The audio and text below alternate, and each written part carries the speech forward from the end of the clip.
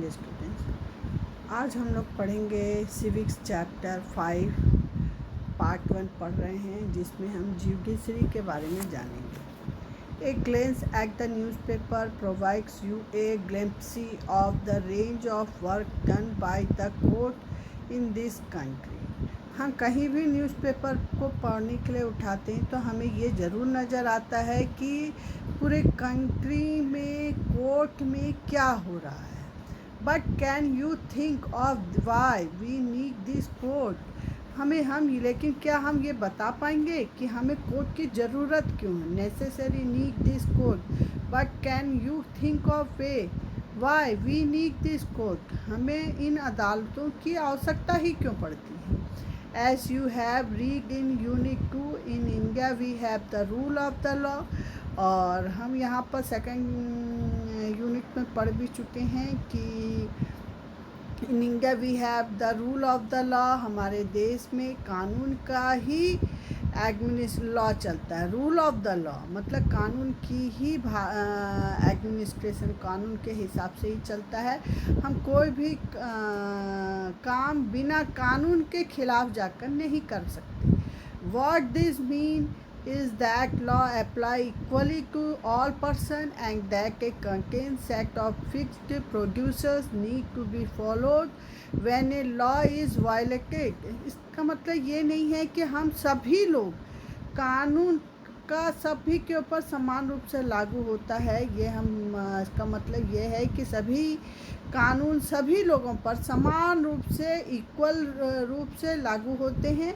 मतलब सभी पर एक समान होता है, चाहे वो अमीर हो चाहे वो गरीब हो।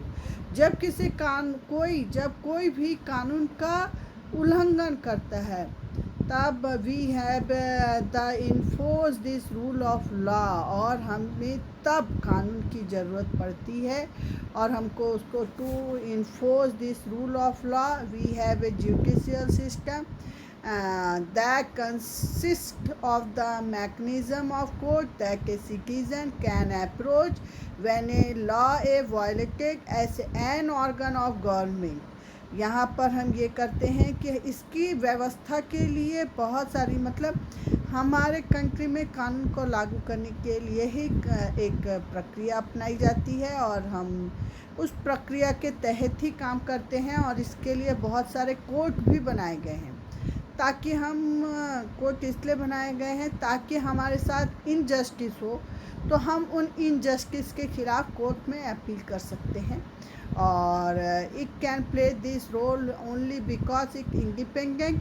What does an independent judiciary mean? Is there any connection between the court in your area and the Supreme Court in New Delhi?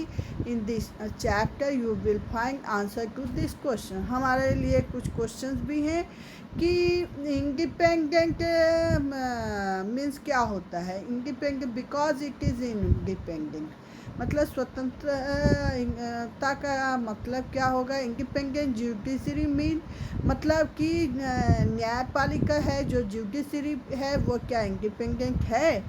और क्या आपके आसपास is there any connection between the court, क्या आपके आसपास कोई कोर्ट है या हमारे इन court in your area and the supreme court in New Delhi. और जो सुप्रीम कोर्ट हमारे कंट्री का है वो न्यू दिल्ली में है। इन दिस चैप्टर ये सब फाइंड आउट करेंगे with answer question.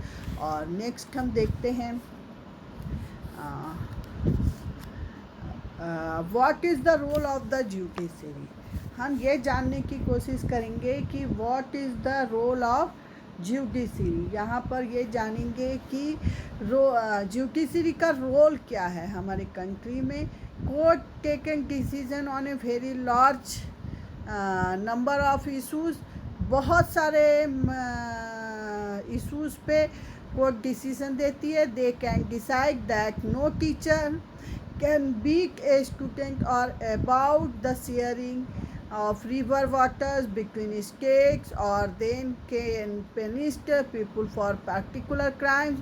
Broadly speaking, the work and that the judiciary does can be divided into follow कई बार ऐसा होता है कि कोई टीचर्स को स्टूडेंट की पिटाई नहीं करनी चाहिए, और वो मतलब कोई ने ही डिसाइड किया है कि कोई टीचर है कोई स्टूडेंट को नहीं बीट करेगा, और कोई स्टेट के बीच रिवर वाटर को लेकर डिसीजन दे सकती है, किसी को किसी मामले के क्राइम के लिए, पर्टिकुलर क्राइम के लिए किसी को पनिश कर सकती है। न्यायपालिका बहुत सारे ऐसे डिवाइड इनटू द फॉलो, जिनको हमको डिवाइड किया गया है कि कुछ पार्ट्स में जुडिशरी के वर्क को कुछ पार्ट्स में डिवाइड किया गया है। Dispute resolution, the judicial system provide a mechanism for resolving dispute between citizens and the government, between two state governments and between the center and state government। इसमें dispute resolution का काम भी करती है जुडिशरी।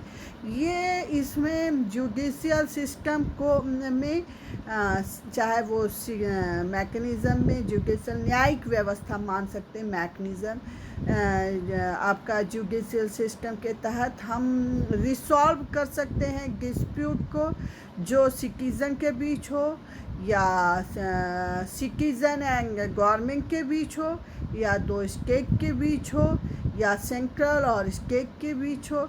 ये सारे डिस्प्यूट को government सुधारने का या डिस्प्यूट करने का, रिसोल्यूशन करने का फर्ज निभाती है। जुडिशियल रिव्यू यहाँ पर as the final interpreter of the constitution, यहाँ पर जो भी मतलब कॉन्स्टिट्यूशन की फाइनली हम उसके एक्सप्लेन कर सकते हैं। The judiciary also has the power to strike down particular laws, और हम इसमें पर्टिकुलर लॉज के खिलाफ आवाज़ उठा सकते हैं। और अगर जुडिशरी को ऐसा लगता है कि जो parliament if it believe that these are a violation of the basic structure of constitution, this is called judiciary review।